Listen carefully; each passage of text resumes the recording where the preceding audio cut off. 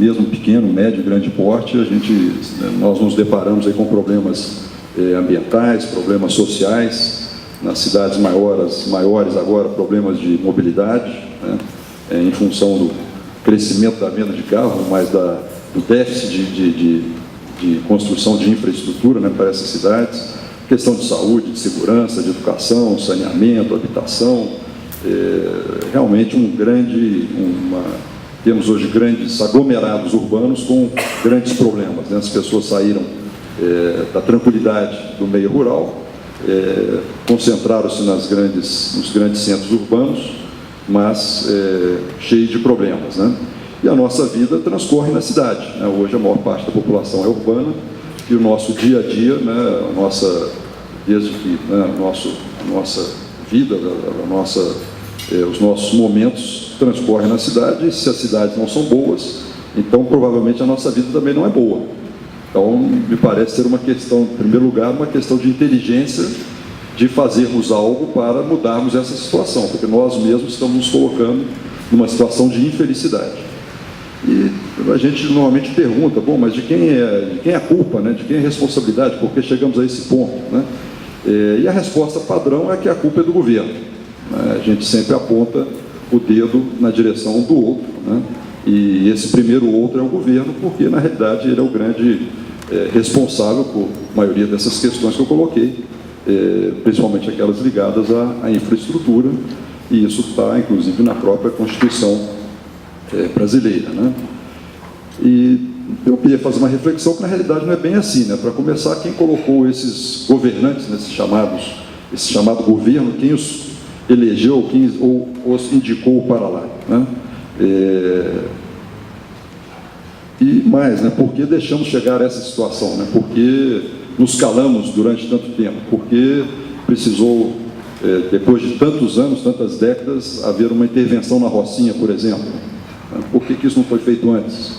Por que a própria comunidade do Rio de Janeiro, a cidade do Rio de Janeiro, os bairros ao redor não demandaram isso anteriormente, desse chamado governo, né? Bom, eu entendo que houve uma omissão generalizada, né, para que a cidade chegasse nessa situação, e uma omissão de nós mesmos, da própria sociedade, né? E acredito que nós temos problemas tão profundos, né, que só o governo não vai resolver, né? Se nós deixarmos isso, se acreditarmos que o governo vai resolver isso não vai acontecer, porque nas últimas décadas não aconteceu e o problema, na maioria das cidades, vem se agravando, né? Acho que a dificuldade de se viver nas grandes cidades está cada vez maior. E, aproveitando justamente esse painel que nós estamos tratando da aliança entre os três setores, eu desde já coloco a minha profunda crença que a solução está justamente nessa aliança entre a solução, e a única solução está nessa aliança entre os três setores. E aqui em Minas e aqui em Belo Horizonte nós já temos alguns exemplos colhidos dessa aliança, né? O próprio governo Aécio Neves, quando assumiu, cunhou aquela famosa frase, né, que em Minas Gerais, governo, empresários e a própria sociedade sentam do mesmo lado da mesa, todos olhando para frente em relação ao futuro de Minas Gerais. Uma coisa meio simbólica, mas que de fato funcionou. Minas resgatou muito da sua autoestima, houve uma interação muito maior entre o governo, principalmente iniciativa privada, e acredito que também no terceiro setor. E isso foi fundamental para avançarmos em vários aspectos aqui, tanto em Minas Gerais quanto também na cidade de Belo Horizonte. E eu acredito que a palavra-chave, né, é justamente a questão da cooperação, né? Não deve haver, não pode haver entre esses três setores nenhuma forma de competição. Não estamos absolutamente competindo entre nós. Nós temos que colaborar visando justamente o bem comum, né? Temos que compartilhar conhecimentos, compartilhar saberes, experiências, projetos, né? Nenhum de nós detém, nenhum dos três setores detém toda a informação, a tecnologia, e precisamos então dessa colaboração, dessa cooperação. Isso é uma mudança de mentalidade, é uma mudança da forma de encarar os problemas, na forma de encontrar as soluções. É necessária uma ação ordenada, colaborativa, altruísta, uma relação amorosa entre esses três setores. E a gente tem que parar, então, para perguntar se isso seria possível, né? Se eu não estaria aqui sonhando um pouco e talvez pensando um pouco utopicamente, né? E eu acredito que não. Eu, sinceramente, como eu já falei anteriormente, nós temos que principalmente levar em conta que nós estamos numa nova era, estamos vivendo uma nova sociedade, né? A chamada sociedade do conhecimento. E isso traz mudanças bastante significativas, né? O mundo não é mais o mesmo. O século XXI não é o mesmo do século XX. Nós temos essa grande possibilidade de estarmos vivendo uma mudança de era. Assim como houve lá no passado, a saída da era da mudança meio da parte da agricultura para a era industrial, estamos agora, né, deixando a era industrial e iniciando a era do conhecimento, né? Esse é um grande fenômeno mundial bastante recente, né? Os efeitos da tecnologia, que já foi bastante abordado aqui, principalmente ligado à comunicação, mudou o comportamento. Obrigado, vai me avisando aí, porque eu vou calibrando aqui a velocidade. A questão da tecnologia mudou a postura, o comportamento das pessoas, né? Tudo agora é transparente, e nós descobrimos que nós somos interdependentes a partir dessa possibilidade da comunicação instantânea, em tempo real, globalizada. Todos nós somos interdependentes, quer dizer, um pequeno problema que acontece em qualquer parte do mundo afeta todo o mundo, né? E as pessoas hoje têm mais informação, né? E informação é poder, né? As pessoas, então, têm efetivamente mais poder, né? E as pessoas querem mais liberdade, as pessoas querem mais, pelo fato de terem poder, querem mais autonomia, querem mais igualdade, as pessoas querem mais tolerância, as pessoas passam a ter mais acesso desde bens materiais, a possibilidade de acesso a bens como a cultura. As pessoas começam, né, aos poucos a ter projetos, a poder exercitar a sua vontade. As pessoas querem encontrar significado nas coisas que fazem. E temos aí um exemplo claro, concreto, da Primavera Árabe, né? Populações inteiras, depois de décadas de submissão, resolvem se insurgir, né, em 2011, né, depois de 20, 30, 40 anos de submissão a governos autoritários, né? Por que isso aconteceu? Aconteceu, eu acredito que muito, em função de todo esse novo momento, essa nova era que nós vivemos no mundo, né? Que permite que as pessoas se comuniquem, né? São movimentos sem líderes, fora de partidos, as pessoas se articulam, conseguem fazer rebeliões, né? Movimentos que conseguem derrubar governos que foram fortes durante muitos anos, né? Então é importante que a gente perceba essas mudanças no mundo, porque as pessoas, elas têm mais poder. As pessoas, elas querem ser pessoas, querem ser reconhecidas e elas querem ter dignidade. Elas não aceitam mais a submissão, não aceitam mais regimes fortes que elas viviam anteriormente.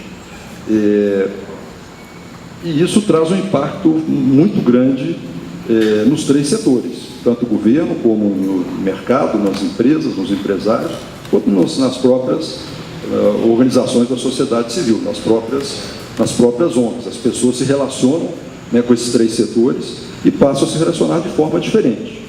Então, não adianta queremos ter as mesmas posturas que nós tínhamos no passado, porque elas não vão funcionar mais. As ferramentas que nós tínhamos eram muito boas, funcionaram, muitas delas continuam válidas, precisamos utilizá-las, mas a forma que nós nos relacionamos com gente, com o ser humano, com as pessoas, ela precisa mudar.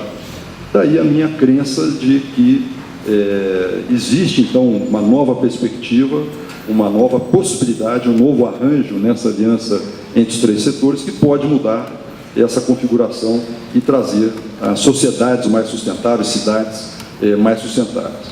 E falando mais especificamente da minha área, né, como empresário, como Eu aqui não tive a experiência do Marcos como governo, mas sou empresário, né, participo do segundo setor e participo do terceiro setor também, com a Associação de Dirigentes Cristãos de Empresa, com a DCE e várias outras entidades de classe da qual participo. Isso impactou também os empresários, os empreendedores, os dirigentes de empresa, que começam a mudar, né? Alguns por pressão da própria sociedade, por essa pressão que é exercida por demandas diferentes, e alguns por própria convicção, por se anteciparem, por enxergarem que o mundo mudou, né?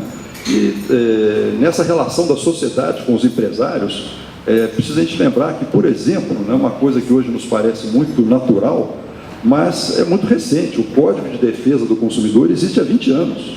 Há 20 anos atrás, nós não tínhamos data de validade nas embalagens, não tínhamos o que continha aquela embalagem, a embalagem daquilo que continha dentro daquele, né, de qual tipo de produto, né?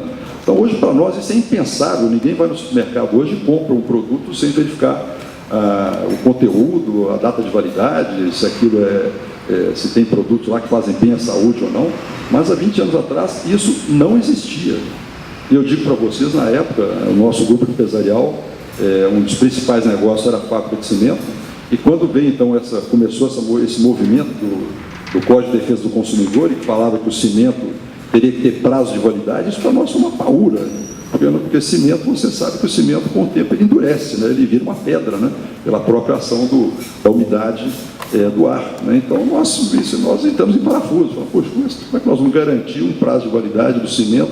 Esse troço começar a empedrar lá nos depósitos de material de construção, nas obras, o consumidor vai virar atrás da gente, vai achar que o produto está defeituoso, que nós fizemos um produto com vício de produção, né? E na época foi assim, a princípio um grande transtorno, e depois, logicamente, a criatividade, a tecnologia, a nossa qualidade, né?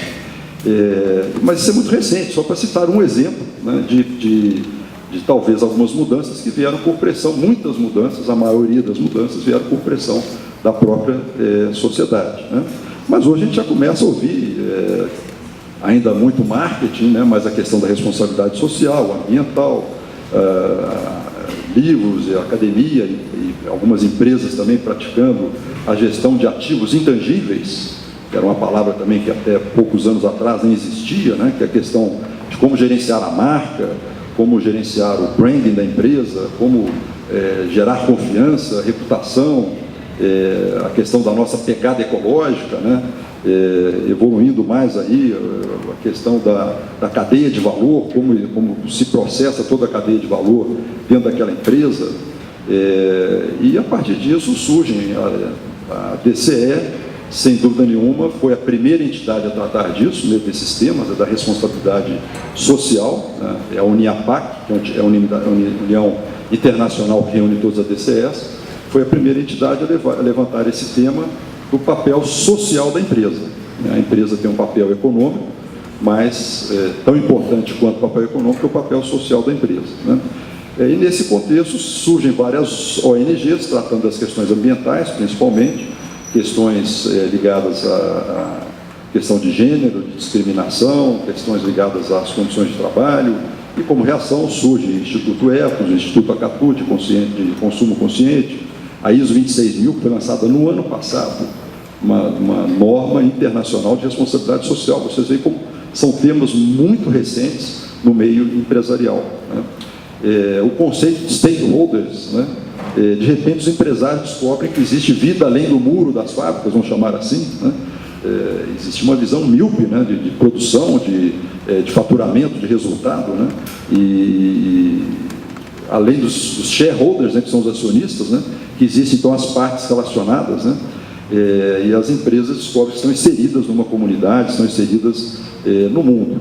E começam, então, várias atitudes, vários movimentos aqui na própria FIENG, da qual eu sou vice-presidente, participo, com a constituição do Núcleo de Responsabilidade Social, o Conselho de Sustentabilidade, o Programa Minas Sustentável, que inclusive é um dos apoiadores aqui desse evento, que é um programa muito interessante, que busca, que leva até os pequenos e médios empresários, todo o conceito de sustentabilidade, não só na questão ambiental, mas em todas as práticas sociais para que a empresa tenha um futuro, tenha uma vida de longo prazo, né, e não fique achando que pode mascarar as coisas e colocar de varrer para debaixo do tapete, porque isso não é sustentável, né, criando passivos, né, de toda a ordem, de toda a sorte. E a própria FIENG, né, criando o Instituto Minas pela Paz, que também é uma iniciativa bastante louvável. Tem um projeto extremamente interessante, que é o projeto Regresso. Primeiro o Minas Sustentável o Minas pela Paz implantou o 181, que é o disco de denúncia, com toda a tecnologia para se fazer a denúncia totalmente anônima, mas com todo o rastreamento dessa denúncia, porque a própria polícia falava que muitos problemas não eram solucionados por falta de denúncia, porque não eram denunciados os crimes, né? Então implanta-se um projeto do disco de denúncia, 181, depois esse projeto Regresso. Então, em primeiro lugar, vamos prender os bandidos, depois o regresso, que era trazer os ex-presidiários para o mercado de trabalho. Então, as empresas abrem suas portas para receber os ex-detentos. E agora um programa de educação ligado à utilização do acervo museológico aqui na região metropolitana de Belo Horizonte, buscando então agora a questão na questão da educação e da cultura, né? Tudo isso, né, são aspectos novos, né, novas formas das empresas atuarem e novas formas de relacionamento entre os três setores, né? E nós, empresários, no momento que o Brasil cresce, vai bem e aumenta o nosso faturamento, as fábricas, as empresas, o comércio em geral, os serviços, percebe que tudo vai bem, mas nós começamos a descobrir que não é possível ir bem quando nós temos governos que não atuam corretamente e nenhuma sociedade que vai bem. Não é possível esse contraste, né, essa discrepância, ela não é sustentável, não é um desequilíbrio que não vai nos levar muito longe. Nós estamos gerando emprego, renda, consumo, mas e a nossa sociedade, né? Ela cresce em cidadania, ela cresce em educação, ela se desenvolve efetivamente. Elas dialogam, a competição tem prejudicado, o poder público é um agente catalisador da relação, aí faz uma referência ao PPP, ou ainda está inerte esperando investimento do setor privado? Bom, esse é um tema bastante polêmico aqui para nós mineiros, principalmente, né? O nome do nosso estado é Minas Gerais, quer dizer, nós somos uma terra de minas, né? De mineração, isso já desde o descobrimento do Brasil, desde que aqui chegaram os bandeirantes e que vieram atrás do ouro, da esmeralda, da prata, e depois esse ciclo diamante, né? Os ciclos foram passando, o minério de ferro e todos os outros tipos de minerais, agora as terras raras, né? Que temos na região lá do Triângulo. Então somos um estado abençoado, né? Agora já falaram isso várias vezes, é um produto que dá uma safra só, né? E temos que usar a nossa inteligência. Eu passei assim muito objetivo. Eu acho que temos algumas mineradoras que trabalham muito bem, não vou citar aqui nomes para não ser deselegante. Acho que temos algumas mineradoras que trabalham muito bem a questão da relação com as comunidades, que ao extrair, né, aquela riqueza mineral, elas conseguem fazer isso. O impacto sempre existe, não tem como, não há outra, né, mas elas conseguem diminuir esse impacto ambiental e conseguem deixar uma criação de riqueza para aquela comunidade. Mas num ambiente aqui mais fechado, e acredito que a maioria delas, em quantidade, talvez não em volume extraído, mas em quantidade, a maioria não consegue fazer isso, né? Quer seja por uma falta de preocupação, quer seja por ganância, quer seja por uma visão, eu digo, um compromisso, né, com aquela comunidade que acolhe aquela empresa. Então eu acho que ainda temos muito a evoluir. Acredito que é possível essa extração, o uso desses recursos naturais aqui em Minas Gerais com muito mais responsabilidade, com muito mais critério, com muito mais compromisso com o meio ambiente, com as comunidades. A tecnologia, existe criatividade, inventividade. O homem, quando desafiado, encontra soluções, né, para os seus problemas, para os problemas tecnológicos. A maioria das soluções não custam mais caro, é uma questão realmente de querer fazer, de vontade, de compromisso. E existe ainda, acima de tudo isso, a questão do próprio do valor do royalty, né, que é pago para a mineração, que é muito baixo, né, e que as próprias mineradoras já reconhecem isso e que já estão dispostas, inclusive, a pagar mais por essa questão da contribuição